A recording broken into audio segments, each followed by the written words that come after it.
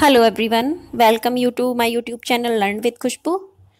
Friends, हम अपनी NCERT सामाजिक विज्ञान के सीरीज़ में ऑलरेडी हिस्ट्री के 2 चैप्टर, एक ज्योग्राफी का और एक सिविक्स का कर चुके हैं और एक हमने इकोनॉमिक्स का चैप्टर किया है। अब जो नेक्स्ट बुक है, सेकंड बुक है जो है वो है ज्योग्राफी की, भूगोल की। उसमें हम पार्ट 2 लेकर मैं आपके सामने हाजिर हूँ। पार्ट 2 कक्षा 9 का भारत का भौतिक स्वरूप पाठ का नाम है। इंडिया के जो फिजिकल फीचर्स हैं इसमें हम वो देखेंगे। हिंदी और इंग्लिश दोनों माध्यम के बच्चों के लिए होगा ये। इंग्लिश मीडियम में कंप्लीट वीडियो नहीं होगी, बट ये हिंदी में होगी, लेकिन जो इंग्लिश वाले बच्चे हैं उनको भी समझ में आ जाएगी ये। जो फिजिकल फीचर्स हैं इंडिया के, हम इस चैप्टर में हम इंडिया के फिजिकल फीचर्स के बारे में बात करेंगे।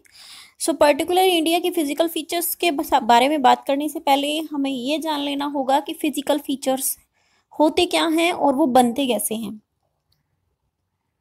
एक्चुअली किसी भी तरीके की जो फिजिकल फीचर्स होते हैं इंडिया के या वर्ल्ड के जो फिजिकल फीचर्स हैं उसमें मैं बता देती हूँ आपको। फिजिकल फीचर्स के अंदर आएंगे जो होते हैं वो होते हैं मतलब माउंटेन्स और रिवर्स हो गई, आपके ओशियंस हो गए, माउंटेन्स हो गई, डेजर्ट्स हो गए।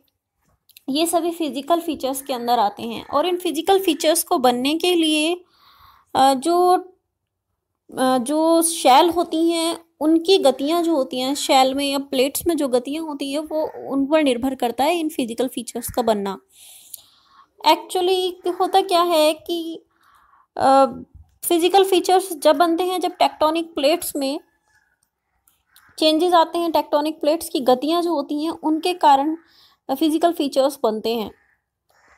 कई बार वो ऊपर उठ जाती हैं, कई बार वो नीचे धंस जाती हैं, जिनके कारण जो ऊपर उठ जाती हैं वो माउंटेन्स या वैली या हिल्स बन जाती हैं और जो नीचे धंस जाती हैं वहाँ पर वैली बन जाती है।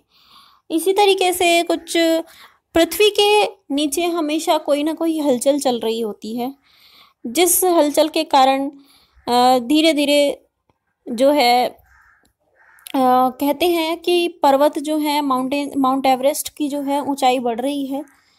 इसी तरीके से जो नीचे की हलचल होती रहती है पृथ्वी के अंदर, उसके कारण पृथ्वी के धरातल पर मतलब जो ऊपरी सरफेस है पृथ्वी का, उसमें कुछ ना कुछ चेंजेस आते रहते हैं। कहीं पर पर्वत बनना शुरू हो जाते हैं, कहीं पर पहाड़ियाँ बननी शुरू हो जाती हैं, कहीं पर जो है वैलीज बन जाती हैं। अब फिजिकल फीचर्स बनने के लिए 2 तरीके के फैक्टर्स होते हैं। एक होता है इरोजन, जिसे हम अपरदन कहते हैं। एक होता है डिग्रेडेशन, जिसे हम निक्षेपण कहते हैं।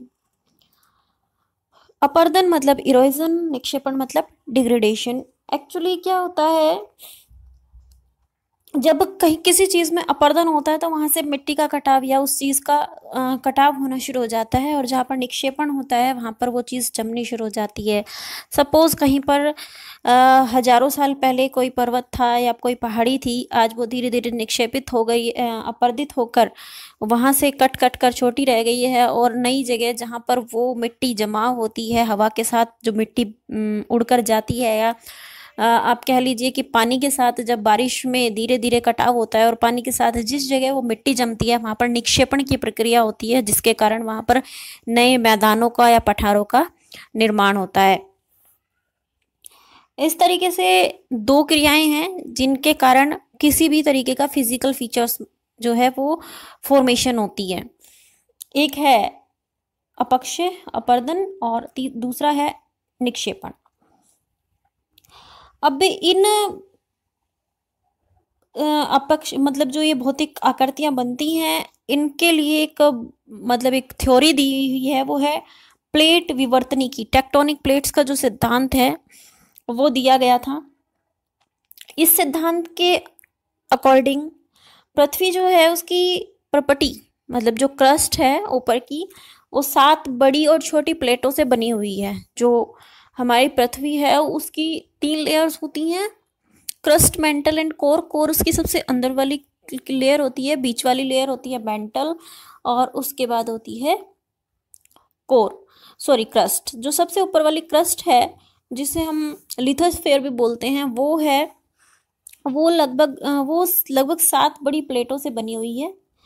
और इन्हीं प्लेटों में जो है गतियां होती रहती हैं, और उन्हीं के ऊपर नीचे होने के कारण जो है, जो शैल होती हैं, जो रॉक्स होती हैं, उनमें दबाव होता है। दबाव पैदा होने के कारण कई तरीके की क्रियाएं होती हैं, जैसे ज्वालामुखी आता है कई बार, या भूकंप आता है, तो वो इन्हीं प्लेट्स में गतियों के कारण आता है। जब ज़्यादा नीचे प्रेशर उत्पन्न हो जाता है तो वो ज्वालामुखी के रूप में जो है लावा बाहर आ जाता है, और कई बार प्लेट्स में टकराव होता है जिनके कारण पृथ्वी के ऊपरी हिस्से पर कंपन पैदा होता है, जिसे हम भूकंप कहते हैं। तो जो दो प्लेटें आपस में टकरा जाती हैं तो वो टूट जाती है, और कई बार एक प्लेट फिसल कर दूसरी प्लेट के नीचे चली जाती है। तो इस तरीके से जब एक प्लेट फिसल कर दूसरी के नीचे चल जाती है तो वहाँ पर रिफ्ट वैली बन जाती है, और दूसरी जो ऊपर उठ जाती है वहाँ पर एक माउंटेन का फॉर्मेशन होता है। तो इसी तरीके से इन प्लेटों की गतियों के कारण जो हमारी वर्तमान पृथ्वी है, इसमें जो बना हुआ है सब कुछ, ये इसी तरीके से फॉर्मेशन इसका हुआ है। अब हम समझ लेते हैं कि जो ये हमारे महाद्वीप वगैरह बने हैं, ये क्या पहले से ही ऐसे थे? जी नहीं। अगर हम इस चीज़ को समझने जाएं तो पहले पृथ्वी पर एक पेंजिया नाम का एक बहुत, मतलब जितना भी ये लैंड एरिया है सारा इकट्ठा होता था, और उस पृथ्वी के बड़े भूभाग को हम पेंजिया बोलते थे, और वो चारों तरफ से पानी से घिरा हुआ था। लेकिन कुछ समय बाद जो है ये पेंजिया, उसमें परिवर्तन हुआ और वो 2 हिस्सों में बट गया। एक हिस्सा पेंजिया और एक दूसरा हिस्सा गोंडवाना लैंड में बट गया ये।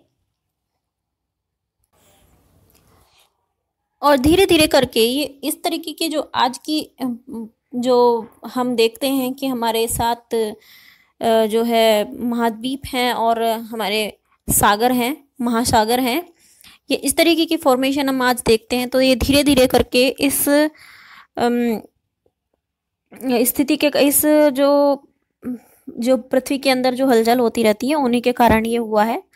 सबसे पहले जो मतलब अब भूभाग है, जो अब इंडिया है, वो गोंडवाना भूमि का हिस्सा था। गोंडवाना भूमि में भारत, ऑस्ट्रेलिया, दक्षिण अफ्रीका और दक्षिणी अमेरिका के क्षेत्र आते थे।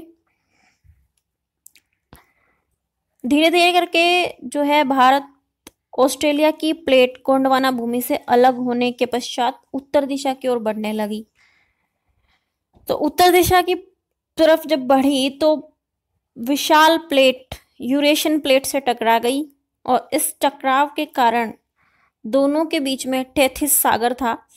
और उस टेथिस सागर के अंदर जो है चट्टाने वगैरह, जब प्लेटें आपस में टकराती हैं तो चट्टाने टूटती हैं, तो उस टेथिस सागर के बीच में जो है चट्टाने गिरनी शुरू हो गई, जिनके कारण हिमालय, जो आज आप कहते हैं देखते हैं अपना माउंट एवरेस्ट, वो उससे बहुत वर्ष पहले, यहाँ पर कई मिलियन वर्ष पहले, लगभग 225 मिलियन वर्ष पहले की बात है ये।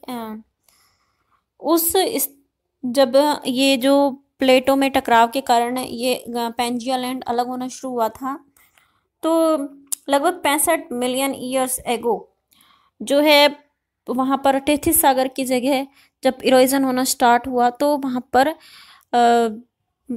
माउंट एवरेस्ट जो है वो बनने लगा। माउंट एवरेस्ट के बनने की शुरुआत हुई। कहा जाता है कि वहाँ जहाँ पर आज माउंट एवरेस्ट है वहाँ पर जो है पहले टेथिस सागर हुआ करता था।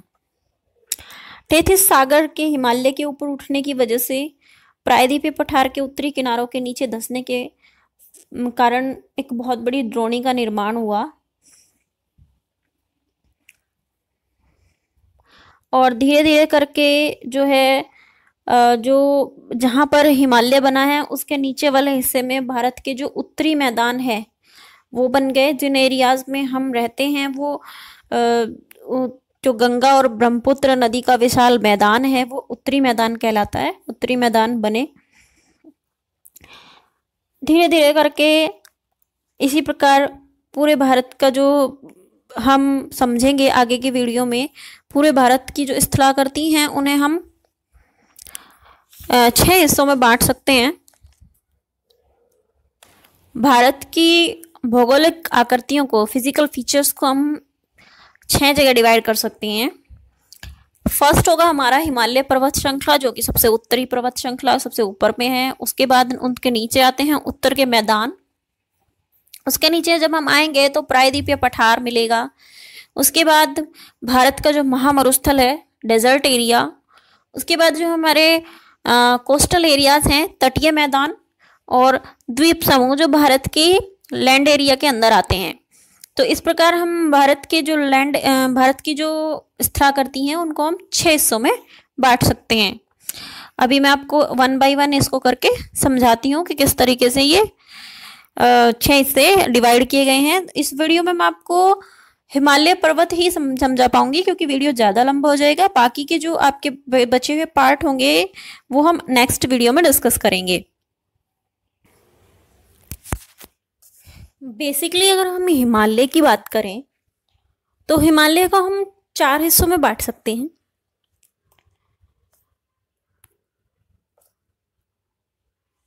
Greater Himalayas, lesser Himalayas and outer Himalayas. और इसका जो 4th पार्ट होगा वो होगा ट्रांस हिमालयाज रेंज।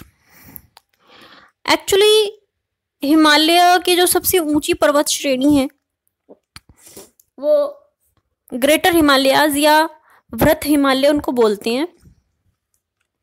उसके नीचे जो आएंगी वो आएंगी लेसर हिमालयाज, और उसके नीचे जो होगी वो होगी आउटर हिमालयाज, शिवालिक रेंज।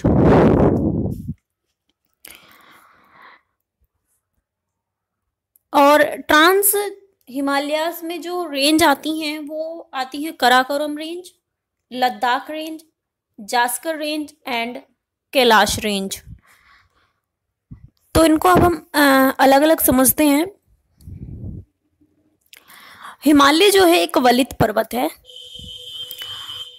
और ये जो है पश्चिम पूर्व दिशा में से सिंधु से लेकर ब्रह्मपुत्र नदी तक फैला हुआ है। आप लोगों ने ब्रह्मपुत्र नदी देखी होगी, ये हमारे पूर्व साइड में बहती है। और सिंधु नदी जो है बेसिकली पाकिस्तान में बहती है, और यहाँ पर हिमालय से निकलती है सिंधु नदी। अब हिमालय जो है विश्व की सबसे ऊंची पर्वत श्रेणी है हिमालय, और इसकी जो लंबाई है 2400 किलोमीटर है, और इसकी जो चौड़ाई है, कश्मीर में अगर हम लगाएं तो इसकी चौड़ाई 400 किलोमीटर तक है। और अगर हम अरुणाचल प्रदेश की तरफ जिस तरीके से फैलती हुई अरुणाचल प्रदेश तक जाती है, वहां पर इसकी जो चौड़ाई रह जाती है वो 150 किलोमीटर ही रह जाती है। जो इसका पश्चिमी भाग है वो ऊंचाई पर, मतलब वहां पर कम ऊंची चोटियां होती हैं, और जो इसका पूर्वी भाग है वहां पर पश्चिम की अपेक्षा वहां पर जो चोटियां हैं वो ज्यादा ऊंची हैं।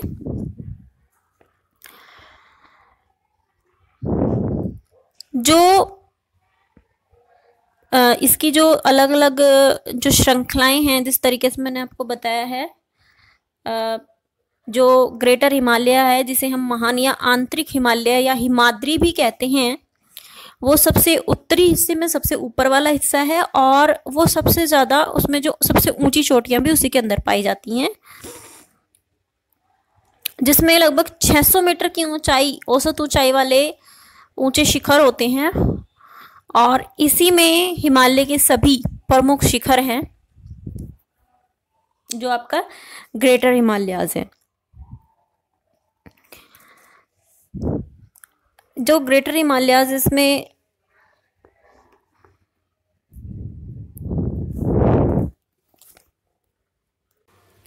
ज़्यादातर चोटियाँ बर्फ़ से हमेशा ही ढकी रहती हैं और यहाँ से बहुत सारे ग्लेशियर्स निकलते हैं। और जो ये हिमाद्री है, जिसे हम ग्रेटर हिमालय को हिमाद्री भी बोलते हैं, जो इसके सबसे साउथ में है, दक्षिण में स्थित श्रृंखला है, वो मतलब असमान है, उबड़ खाबड़ है। और इसी के सबसे जो साउथ वाली जो एरिया है, इसी को हम हिमाचल या निम्न हिमालय के नाम से जानते हैं। जो ग्रेटर हिमालयाज है, इनका जो फॉर्मेशन हुआ है शैलो से हुआ है, जिनमें कंटिन्यू जो है प्रोसेस होती रहती थी। उन शैलो के कारण इसका निर्माण हुआ है। इनकी जो ऊंचाई है वो 3700 से लेकर 4500 मीटर के बीच और औसत चौड़ाई 50 किलोमीटर है, जो निम्न हिमालय की बात हम कर रहे हैं। और इसकी सबसे जो मुख्य चोटी है, सबसे लंबी श्रृंखला जो है वो है पीर पंजाल पर्वत श्रेणी, और सबसे महत्वपूर्ण भी है।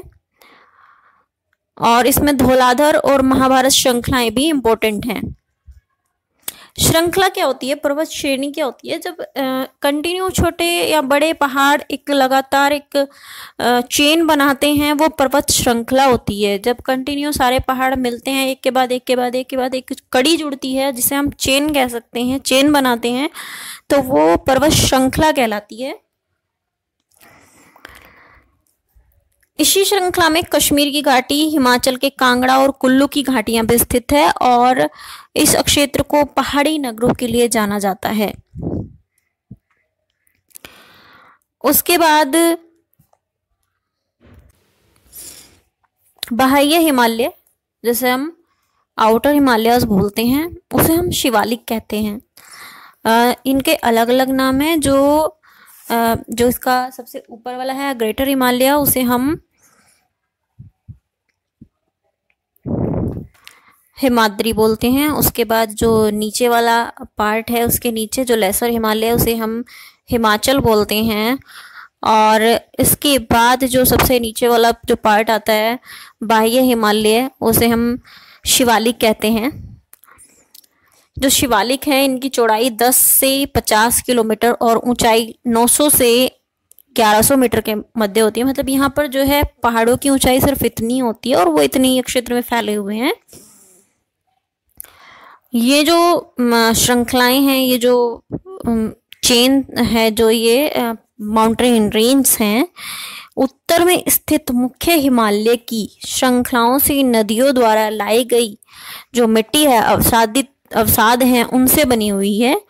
तो जो मुख्य हिमालय से जो पर्वत श्रृंखलाएं आ रही हैं और उनसे जो नदियां निकल रही हैं, उनसे इनका फॉर्मेशन हुआ है। जो ये छोटी छोटी पहाड़ियां बनी हैं यहाँ पर, ये जो मेनली हिमालय से निकलने वाली नदियां हैं, उनके द्वारा जो मिट्टी या जो भी अपग्रेडेशन के द्वारा जो भी वो उस प्रोसेस में जो चीज़ भी निकल कर आती है, मिट्टी, कंकड़, पत्थर जो भी आता है, उसके द्वारा इन पहाड़ियों का निर्माण हुआ है।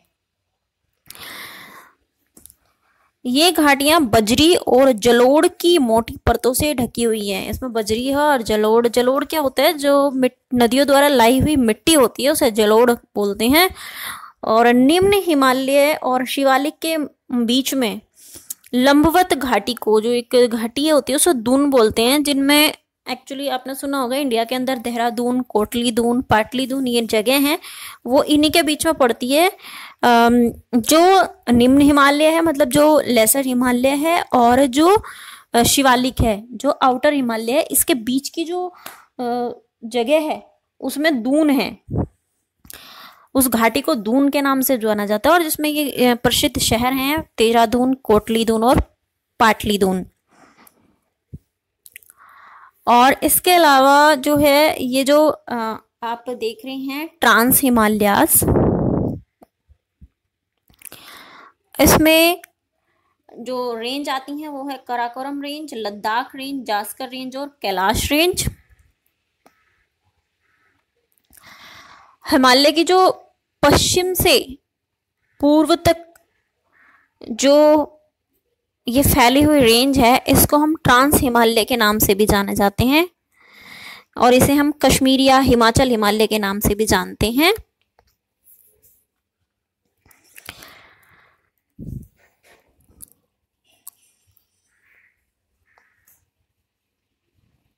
इसके बीच में काली और तीस्ता नदियां नेपाल हिमालय का एवं तीस्ता तथा दिहांग नदियां असम हिमालय का सीमांकन करती हैं। असम तक जो मतलब जो ये नदियां हैं, ये जो काली और तीस्ता नदियां हैं नेपाल हिमालय में, और तीस्ता और दिहांग नदियों का जो क्षेत्र है वो असम हिमालय में आती हैं। और जो ब्रह्मपुत्र नदी है वो हिमालय की सबसे पूर्वी सीमा पर स्थित है।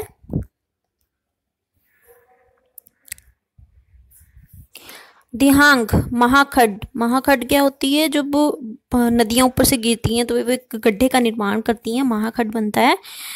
के पश्चात हिमालय दक्षिण की ओर तीखा मोड़ बनाते हुए भारत की पूर्वी सीमा के साथ फैल जाता है। जो हिमालय है वो पूर्वी सीमा तक लगा हुआ है और वो दक्षिण की तरफ मोड़ बनाते हुए फैलता है, मीन्स अरुणाचल प्रदेश से थोड़ा नीचे की तरफ आते हुए, तो उधर जो है वो बनाता है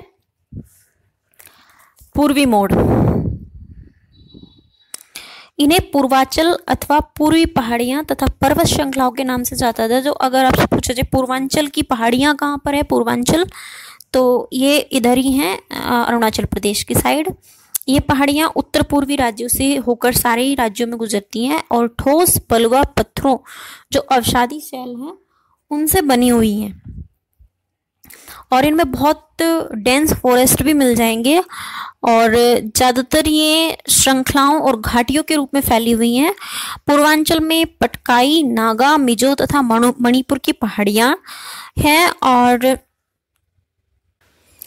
गारो, खासी और जयंतिया की पहाड़ियाँ भी आपको यहाँ पर देखने को मिल जाएंगी। ब्रह्मपुत्र नदी के आसपास ये एरिया है, यहाँ से ब्रह्मपुत्र नदी इनके आसपास से बहती है। सो फ्रेंड्स, इस वीडियो में इतना ही। इसमें मैंने आपको हिमालय पर्वत के बारे में समझाया है, और मैंने आपको इसमें ये बताया है कि जो मतलब जो ये भारत या जो फिजिकल फीचर्स होते हैं वो किस तरीके से फॉर्मेशन होती है, भारत का फॉर्मेशन किस तरीके से हुआ, जो हमारे महाद्वीप हैं वो किस तरीके से बनी हैं, महासागर किस तरीके से बने हैं, हिमालय पर्वत का निर्माण कैसे हुआ है, और हिमालय पर्वत की जो पर्वत श्रृंखलाएं हैं, वो रेंज हैं, वो कौन कौन सी हैं, किस रेंज में क्या आता है, कि उनके क्या क्या नाम हैं, वो किन किन नामों से जानी जाती हैं, और उनमें कौन कौन सी पहाड़ियाँ स्थित हैं। अगर आपको वीडियो अच्छा लगा है तो प्लीज़ इस वीडियो को लाइक करें, अपने दोस्तों के साथ शेयर करें, और चैनल को सब्सक्राइब करना ना भूलें। साथ में आप बेल आइकन को प्रेस कर दें, सो दैट कि मेरी वीडियो के जो नोटिफिकेशन है वो आपको टाइम से मिलते रहें। देखने के लिए बहुत बहुत धन्यवाद।